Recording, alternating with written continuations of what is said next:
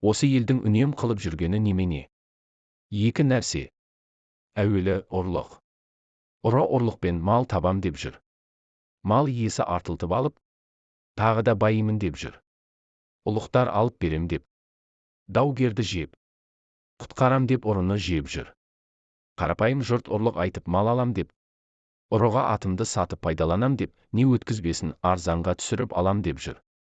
Екінші, бұзақылар біреудің ойында жоқ пәлені ойына салып, бүйтсең бек боласың, бүйтсең кеп боласың, бүйтсең кек аласың, мықты атанасың деп, ауқаттыларды азғырғалы әлек болып жүр. Кім азса, мен соған керек боламын деп көзін қыздырып алып, өзім бір ғана азық қылайын деп жүр. Ұлықтар пәлі-пәлі. Бұл табылған ақыл деп. Мен сені бүйтіп сүйеймін деп. Ананы жеп. Сені бүйтіп сүйеймін деп. Мынаны жеп жүр.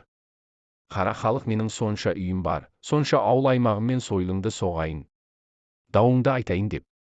Қай көп бергенге партиялас боламын деп. Құдайға жазып. Жатпай тұрмай салып жүр басын ауылын. Қатын баласын сатып жүр. Осы бір ұры. Бұзақы жоғалса, жұртқа ойда түсер еді. Шаруада қылар еді. Бай барын бағып, кедей жоғын іздеп, ел секілденіп талапқа, тілеуге кірісер еді. Енді жұрттың бәрі осы екі бүлік іске ортақ. Мұны кім түзейді? Анттың, серттің, адалдықтың, ұяттың бір тоқтаусыз кеткені ме? Ұрыны тыю да оңай болар еді. Бірақ осы бұзақының тіліне еретұғын, азатұғын байларды кім тияды?